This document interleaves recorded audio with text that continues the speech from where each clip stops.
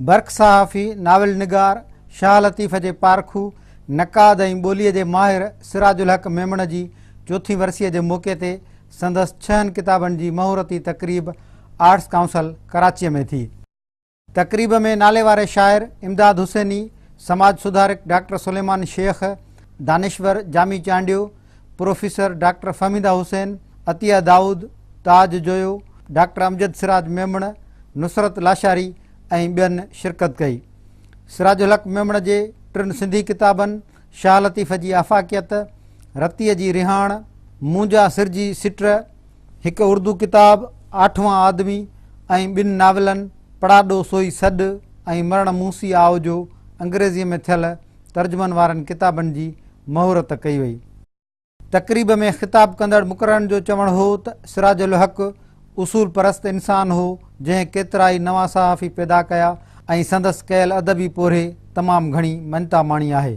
तक़रीब में शरीक अदीबनि ऐं शाइरनि सिंध टीवी न्यूज़ सां ॻाल्हाईंदे चयो त सिराजुल हक़ सिर्फ़ु शाह लतीफ़ जो पारखू न पर हिन ॿोलीअ समेत केतिरनि ई शोबनि में पाण मञायो। 4 साल थी विया अमरा खे असां वटां बि, ऐं मूंखे ईअं लॻंदो आहे हिकिड़े कमरे मां निकिरी ॿिए कमरे में हलियो वियो आहे। ऐं हुन जेको कमु कयो आहे, जेको लिखियो आहे सिंधीअ में मुख़्तलिफ़ मौज़ूअनि ते जेको लिखियो आहे, जंहिंमें अदब आहे, शाइरी बि आहे, अफ़साना आहिनि, नावल आहे, नाटक आहे ऐं तनक़ीद आहे, लतीफ़ियात आहे। इन्हनि एॾनि वॾनि मौज़ूअनि ते हिकिड़े माण्हू वेही लिखियो आहे ऐं एतिरो लिखियो आहे घणो, हाणे उन ते ॻाल्हाइणो पवंदो, छो त हिकिड़ो लिखण वारो, हिकिड़ो अदीब पंहिंजे तहरीरुनि में ज़िंदा रहे थो ऐं उन ते इन लाइ शर्त इहो बि आहे त उहे तहरीरूं ख़ुदि ज़िंदा हुजनि। ऐं सिराज जूं अहिड़ियूं तहरीरूं आहिनि जेके ज़िंदा आहिनि ऐं हू उन्हनि तहरीरुनि में ज़िंदा आहे। सिराज साहिब जो तमामु वॾो अदबी पोरियो आहे। जीअं तव्हां ॾिठो त साईं नाविल बि लिखिया, नाटक बि लिखिया, अफ़साना बि लिखिया ऐं उनखां पोइ तनक़ीद ते मज़मून लिखियईं, सियासी मंज़रनामो, ऐं उनखां पोइ हिकिड़ो सिंधी ॿोलीअ जे आउं सम्झां थो जदीद सिंधी सहाफ़त जो अबो, जंहिं असांखे हिलाल पाकिस्तान जहिड़ी अख़बार ॾिनी 70 जे ॾहाके में, जेका अञा ताईं हले थी पई। इहा ख़ुशीअ जी ॻाल्हि आहे, पर जेको सिराज साहिबु हुनजी स्टैंडर्ड या हुनजो मक़ाम क़ाइमु कयो, सो उनजो अञा ताईं को मुक़ाबिलो करे न सघियो आहे। सिराज साईं जा एॾा कम आहिनि सिंध जे हवाले सां या हूअं बि अदब जे हवाले सां, ख़ासि करे सहाफ़त लाइ, छो तव्हांजी बि फील्ड आहे त ॾिसो सहाफ़त इनखे चइबो आहे। यानी सहाफ़ी ईअं न आहे त जेको निंड मां उथियो ऐं बसि सहाफ़त शुरू करे छॾी। हीअ पढ़ियलु लिखियलु चङो ख़ासि माण्हू हुयो, सहाफ़त जा रूल्स जिन फॉलो कया। नाविल निगारी हुजे, तारीख़ नवीसी हुजे या इवन शाइरी हुजे, कहिड़ो उहो सिन्फ़ अदब जो आहे जंहिं ते सिराज साहिबु पंहिंजो कलम रखियो। इमदाद हुसैनी तमामु सुठो चयो त हीउ उहो शख़्स हो जेके कुझु माण्हू हूंदा आहिनि जेके ॼमंदा ई लिखण लाइ आहिनि। हाणे हिन जी ज़िंदगी जो हिसाबु कयो अगरि तव्हां, त हिन जी ज़िंदगी जा साल घणा, हिन किताब घणा लिखिया, ऐं हयाती अगरि अञा बि हुननि खे मौक़ो ॾिए हा त शायदि कई किताब अञा छपजनि हा। सिराज सिंधी अदब में हिकिड़ो तमामु घणो वॾो नालो हो, ऐं इन खां अलावा रोशन ख़्याली जो हिकिड़ो इलाही वॾो मिसाल हो। असां वटि थींदो इहो आहे त माण्हू पंहिंजी कैरियर जी शुरूआति रोशन ख़्याली सां कंदा आहिनि, विच ते अची हू पंहिंजी को न को रस्तो मटाईंदा आहिनि, पर सिराज जंहिं नज़रे सां शुरू खां वठी हुन जदोजहद कई, आख़िर ताईं हुन सां क़ाइमु रहियो। मुहक़क़, नक़ाद, कहाणीकार, नाविलिस्ट, ऐं इन खां अलावा हिकिड़ो रहबर हो ऐं नई जनरेशन खे तमामु घणो हिमथाइण वारो। त इन खां उनजो जेको शौर जो सिलसिलो हो उहो काफ़ी जनरेशन ताईं पकड़ियल आहे। हिकिड़ी त उहे जनरेशन जेके उन्हनि खां सऊं सिधो मुतासिर थियूं, हिकिड़ियूं उहे जेके उन खां मुतासिर थियूं ऐं उहे हाणे ॿियनि खे कंदियूं। त हिकिड़ी यूनिवर्सिटी हो असांजे लाइ। तमामु हिकिड़ी घण तरफ़ी शख़्सियत हो ऐं 20 सदी जे चंद वॾनि सिंध जे आलमनि, मौक़िक़नि, पारखुनि ऐं अदीबनि मां हो। सिराज साहिब जी ज़िंदगी ऐं किरदारु हमेशह बेदाग़ रहियो ऐं तव्हां ॾिसंदो त हुन स्पॉटलेस हुनजो कैरेक्टर हो ऐं हुनखे सिंध सां, सिंधी ॿोलीअ सां, सिंध जे तारीख़ सां, सिंध जे समाज सां हिकिड़ो वालिहाना इश्क़ हो। इन करे तव्हां ॾिसंदो त हू हिकिड़ी सिंध जे उन्हनि माण्हुनि मां जिन खे असां मिसाली माण्हू चई सघूं था इन करे सिराज साहब जो सिंधी अफ़साने नावल में कमु हुजे, सिराज साहब जो मज़मून नवीसी में हुजे, तर्जुमे में हुजे, तहक़ीक़ लिसानियाती हुजे या अदबी तनक़ीद हुजे, इन्हनि सभिनी शोबनि में जदीद सिंधी सहाफ़त हुजे, हू उन्हनि में हिकिड़ा नवां रुझान मुतारिफ़ कराइण वारो माण्हू हो ऐं पंहिंजी अलॻि हिकिड़ी सुञाणप ऐं पंहिंजी राय रखण वारो माण्हू हो। ऐं तव्हां ॾिसंदो त हुन जंहिं बि शोबे में हथु विधो ऐं कमु कयो, उनखे असांजे नए नस्ल खे खपे त उनजी मां रहनुमाई हासिलु करे ऐं उन पंध ते पंहिंजा पेचरा ठाहिया। सिराज साहब ते जेको कमु कयो पियो वञे, जेकॾहिं हिनखे असांजो नऊं नस्ल पढ़े ऐं सम्झे त ऐं सम्झां थी त उनखे पाण खे उन्हनि में इहे स्किल्स आहिनि, पर छो त असां हुननि खे हाणे शायदि सभु कुझु हुन ताईं पहुची न पियो सघे।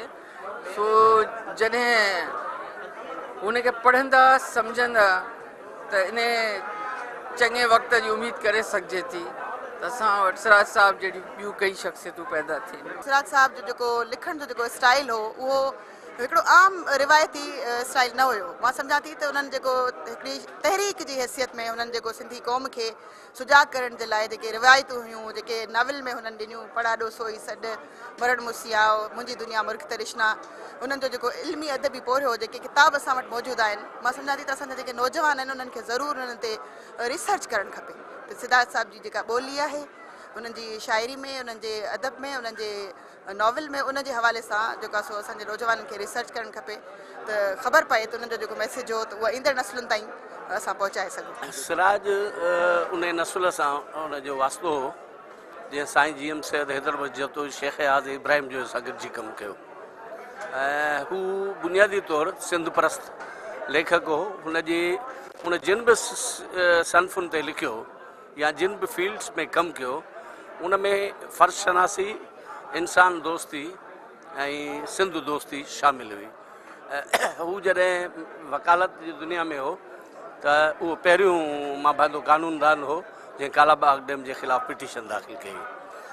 हू न जेके कहाणियूं लिखियूं उन में तव्हां ॾिसो सॼी सिंध जो पस मंज़र आहे, ख़ासि करे नई लोक कहाणी हुनजी पढ़ंदो बोर्ड ते ख़ुदा खां हुन रुआड़ियो आहे।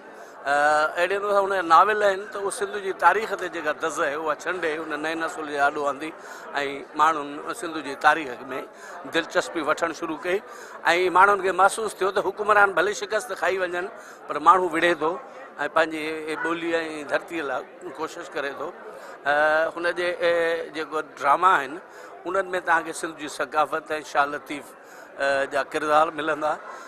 हुन ॿोलीअ ते जेकॾहिं किताबु लिखियो त सिंधी ॿोलीअ जे बुण बुनियाद ते उहो नुक़्ते नज़र ॾिनो जेको अॼु सॼी दुनिया जो मञियल नुक़्ते नज़र आहे त सिंधी ॿोली हिन ख़िते जी इब्तिदाई ॿोली हुई। हिन जेके कालम लिखिया रतीअ जी रिहाण, उन्हनि में तव्हांखे भिटाईअ जो अक्स मिलंदो ऐं भिटाई वारो दर्दु मिलंदो ऐं सिंधी क़ौम जो दर्दु मिलंदो। हुनजो सियासी मंज़रनामे वारा तव्हां कालम पढ़ंदव त उन्हनि में तव्हांखे आलमी शऊर सां गॾु हिन देश जो जेको शऊर आहे उनजी अकासी थींदी। त सिराज हिकिड़ो कमिटेड लेखक हो, हुन जंहिं बि फील्ड में कमु कयो सिंध जी थधियुनि जी लॼ बरक़रार रखी। हुन पाकिस्तान ठहण खां अवली 2 किताब तर्जुमो करे छॾिया, हिकिड़ो इक़्तिसादी तारीख़ ते ऐं ॿियो कृष्ण चंद्र जो नाविल। हाणे 18-19 सालनि में ई माण्हू एॾो वॾो कमु करे, इन जो मतिलबु आहे त हुनखे पंहिंजे वालिद साहब याक़ूब साहब खां जेको मिलियो उहा पहिरीं पीढ़ी याक़ूब साहब जी, ॿी पीढ़ी सिराज साहब जी, टी पीढ़ी डॉक्टर अमजद आहे या आदि फ़हमीदा वारा आहिनि। मां सॼी सिंध जा जेके बि साञा वंद आहिनि उन्हनि खे इहो चवंदुमि त उहो पंहिंजे औलाद जी तरबियत ईअं कनि जीअं सिराज साहब पंहिंजी औलाद जी तरबियत कई ऐं जीअं सिराज साहब जे वए खां पोइ बि उनजो ख़ाल जेको आहे उहो पुर करण में उहो कोशिशि पिया कनि। साॻे नमूने सां समूरा साञा वंद माण्हू ऐं उन्हनि जो औलाद इन नमूने जी हुजणु खपे। हीअं हर साल सवे माण्हू बि गॾु करे ऐं माण्हुनि सां लह विछड़ में बि अचे, ख़्याल बि पैदा थियनि ऐं सिंध अॻिते बि वधे। सिराजुल हक मेमण जी भेण डॉक्टर फमीदा हुसैन ऐं पुट डॉक्टर अमजद सिराज मेमण सिंधी न्यूज़ सां ॻाल्हाईंदे चयो त हू इंतिहाई शफ़ीक़ इंसान हो ऐं खेसि रिश्तनि जी सुञाण हुई जंहिं हर रिश्ते खे निभायो।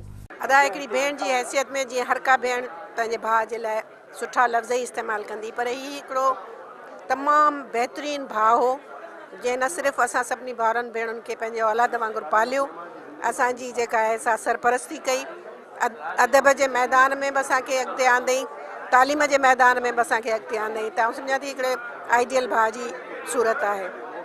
हिकिड़े अदीब जी हैसियत में हू सिंध जो आशिक़ हो, हुनखे सिंध जे लाइ जेतिरो बि थी सघियो हुन पंहिंजी महिनत सां सिंध जे लाइ कमु कयो ऐं इन जे करे ई हुनखे सिंध में एतिरी मञता ऐं एतिरी मोहबत मिले थी। ॿियो असांजी ख़ुशकिस्मती आहे त आउं अहिड़े घर में ॼावसि जंहिंमें सिराज मेमण जहिड़ो माण्हू हुन घर जो सरबराह हुजे। घर में हू तमामु ख़ामोश तब माण्हू हो, घटि ॻाल्हाइणो, ऐं पर तंहिं हूंदे बि हुनजो जेको प्यारु करण जो अंदाज़ो पंहिंजो ई हिकिड़ो हूंदो हो। ऐं ख़ासि करे हुनजो जेको तालीम ॾांहुं जेको लाड़ो हो त पढ़ाइण जो, औलाद खे पढ़ाइण जे लाइ असांखे सुठे में सुठी एजुकेशन हुन ॾियारी।